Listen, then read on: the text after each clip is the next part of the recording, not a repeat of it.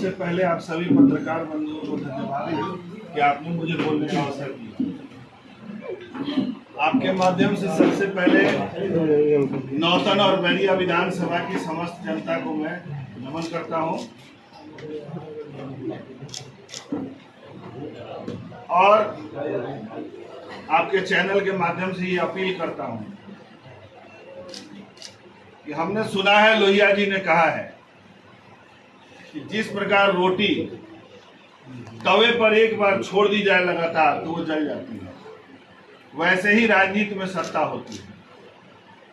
सत्ता को हमेशा अगर बदलते नहीं रहेंगे तो समाज जल जाता है और इसके गवाह आप सभी हैं कि समाज जल रहा है, लोग परेशान हैं, अफसरशाही बढ़ी हुई है और महागठबंधन के सरकार की आवश्यकता हमारे समाज को है और हम सभी भाई महागठबंधन के सारे घटक दल एकजुट हैं और एकजुटता से इस चुनाव को लड़ेंगे और जीतेंगे। मुकेश सहनी के सचिव सिपाही विजय चौधरी की अध्यक्षता में आज यहाँ पे मीटिंग सब रखा गया। लगभग सैकड़ों कार्यकर्ता मौजूद थे यहाँ पे। उन्होंने आश्वासन दिया कि कांग्रेस के जो प्रत्याशी हैं अमित गिर, उनके साथ पूरी टीम लगी हुई है। तो इस बैठक के बारे में खास के विजय चौधरी के बारे में, राहुल चौधरी के बारे में क्या कहना चाहिए?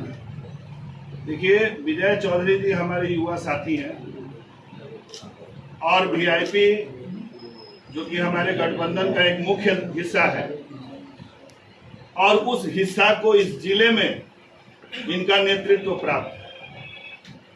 तो हम यही अपेक्षा करते हैं और ये हमें प्राप्त भी हो रहा है।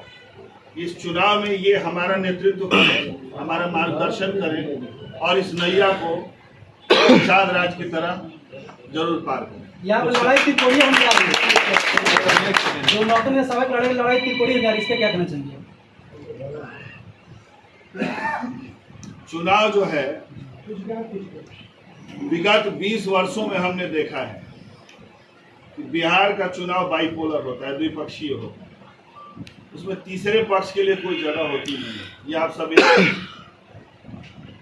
प्रत्याशी चाहे कितना भी एज लेने का कोशिश करे, फाइनली चुनाव बाइपोलर ही होगा और लड़ाई कहीं नहीं है।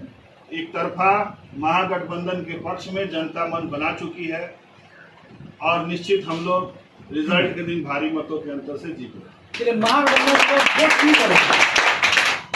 क्या समस्या यहाँ पे? नौतन और बैरिया ये जिला मुख्यालय बेतिया से सबसे नजदीक 2 प्रखंड, लेकिन लगता है कि सबसे दूर है। विकास से तो कोसों दूर है। यहाँ हर गली में विकास नाम का लड़का तो मिलता है लेकिन विकास नहीं दिखती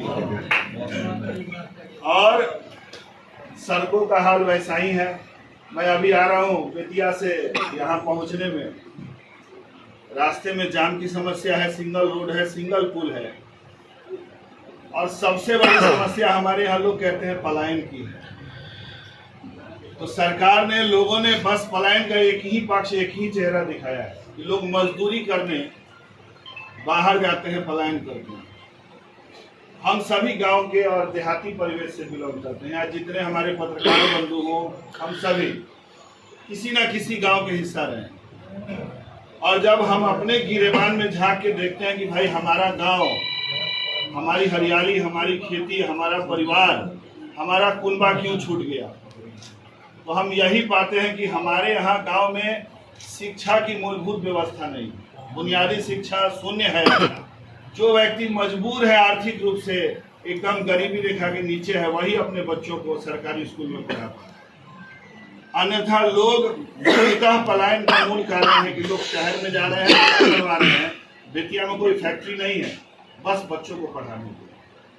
तो सबसे जरूरी है शिक्षा का विकास। यहाँ स्वास्थ्य के नाम पर पीएससी है लेकिन एम्बुलेंस उपलब्ध नहीं है। कोई सीरियस हो तो हॉस्पिटल जाते जाते क्या से क्या हो जाए।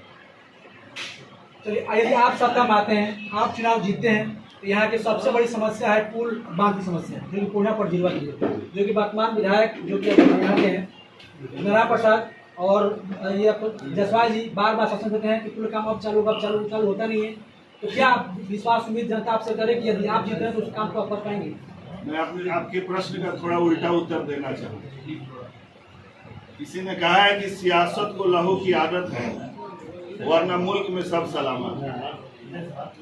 तो हमारे यहाँ लोगों को काम नहीं करनी है तो धर्म जाति में बांट के हम लोगों को वोट ले लेते हैं। मैं स्कूल में पढ़ता था तब से इस तटबंध की कहानी सुन रहा हूँ। बाढ़ आता था, हम लोग चूड़ा मिठा लेके बांटने आते थे। हमारे एक चचा के ट्रस्ट की ओर से हम लोग चूड़ा मिठा लेके या कमर भर पानी में घुस के बांटने आते। तो हमारी प्राथमिकता होगी, और देखते देखते मैं जवान से अब बाल भी पकने लगे हैं, लेकिन न पुल बना न तटबंध बना।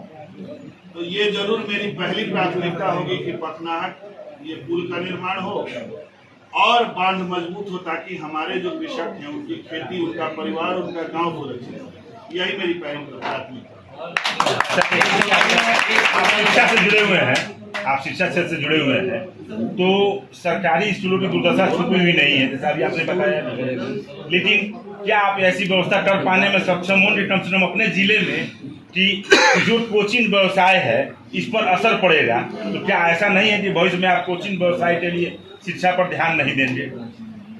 ये कोचिंग और स्कूल और कॉलेज ये बहुत डिफरेंट चीज। बिना कॉलेज गए नॉलेज नहीं होता, और स्कूल का कोचिंग से कोई तालमेल नहीं है। कोचिंग एक शॉर्ट पीरियड का काम है, और स्कूल में बच्चों का सर्वांगीण विकास होता है। तो कहीं ना कहीं स्कूलिंग की जो व्यवस्था है, स्कूलिंग की जो व्यवस्था है उसको सुदृढ़ करने के लिए मेरा पहला प्रयास होगा, क्योंकि मैं इसी क्षेत्र में एक्सपर्ट हूँ। आप ब्यूटी पार्लर में जाइएगा तो वहाँ सैलून वाले चेहरे पे स्नो पाउडर लगा के हमको स्मार्ट बनाते, और हम लोग स्याही लगा के बच्चों के जीवन को खूबसूरत बनाए। तो ये मेरी पहली प्राथमिकता होगी कि बुनियादी शिक्षा मजबूत हो, ताकि गांव से शहर की ओर जो पलायन हो रहा है, मर्द गांव में खेती कर रहा है और औरत बच्चों को पाल रही है, इस समस्या को। एक छोटा सवाल